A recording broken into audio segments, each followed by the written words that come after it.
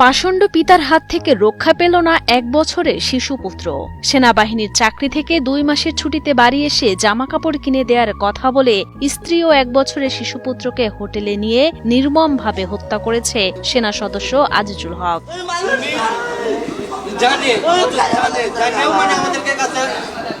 নৃশংস এই মৃত্যুর ঘটনাটি ঘটেছে বগুড়ার বনানী এলাকার একটি আবাসিক হোটেলে।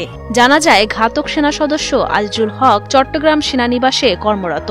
২ মাসের ছুটিতে স্ত্রী আশামণি ও ১ বছরের শিশুপুত্র আব্দুল্লাহ আল রাফিকে নিয়ে নিজ বাড়ি বগুড়ার ধুনট উপজেলায় আসেন তিনি। এরপর শনিবার বিকেলে স্ত্রী সন্তানকে জামাকাপড় কিনে দিতে তাদের নিয়ে মার্কেটে যান আজিজুল। রাত 10:30টার দিকে আশামণির বাবার কাছে গিয়ে আজিজুল জানান, ছেলেসহ আশামণিকে বাড়িতে পাঠিয়ে নিজের চিকিৎসা করাতে গিয়েছিলেন তিনি। কিন্তু প্রায় ৩ ঘন্টা পার হলেও বাড়ি ফেরেনি আশামণি। এরপর রাতভর আশামণির বাড়ির লোকজন সহ আজিজুল নিজেও বিভিন্ন স্থানে খোঁজ করেন স্ত্রী আর সন্তানের। সকাল 10টা পর্যন্ত সবার সাথে স্ত্রী সন্তানকে খুঁজলেও একসময় সুযোগ বুঝে সটকে পড়েন আজিজুল। বিকেলবেলা বাড়াচ্ছে দুজনে মার্কেট করার জন্য এটা আমার জামাইয়ের কথা যে বিকেলবেলা আমি আসিছি, এসে কাপড় কিনছি। আমি কি কাপড় কিনতে সেটা শুনে নিয়ে কয়নি যে 2টা কাপড় কিনে দিয়ে সাতমাথা যাচ্ছি। সাতমাথা এসে অটো তুলে দিছি।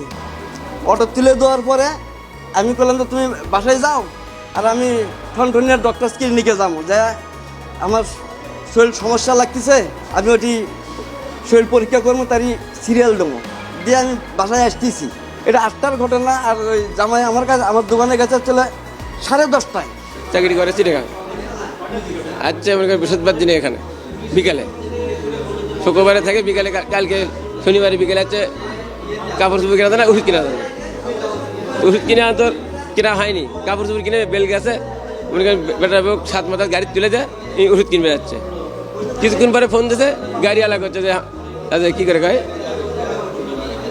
পেলে দেয় ওটি যে তোমার বউ নামে গেছে জোর করে, গাড়ি ভাড়াও দেয়নি কিছু না।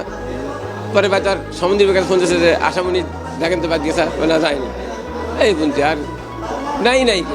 সকলের চোখ ফাঁকি দিয়ে সটকে পড়ার পর দেনা পাওনা মেটাতে হোটেলে যান আজিজুল। বিষয়টি সন্দেহজনক মনে হলে হোটেল কর্তৃপক্ষ তাকে আটকে রেখে খবর দেন পুলিশে। এরপর পুলিশ এসে কক্ষের তালা খুলে উদ্ধার করে আজিজুলের স্ত্রী ও সন্তানের গলাকাটা মরদেহ।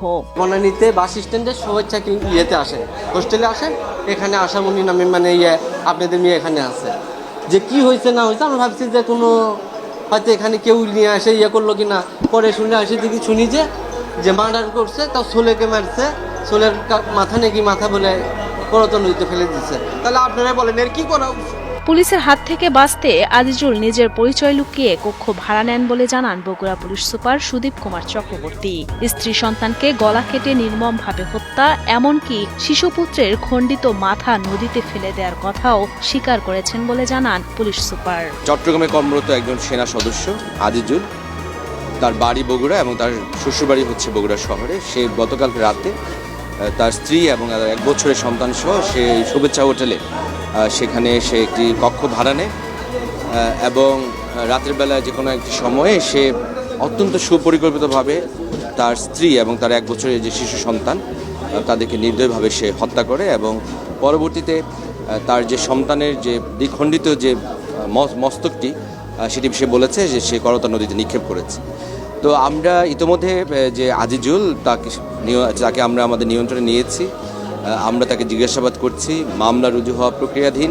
তবে কি কারণে নিজের স্ত্রী ও একমাত্র পুত্র সন্তানকে নৃশংসভাবে হত্যা করেছেন সে ব্যাপারে ঘাতক আজিজুল কিছু জানায়নি বলে জানান পুলিশ সুপার। এ ঘটনায় তদন্ত টিম কাজ করছে বলেও জানান তিনি।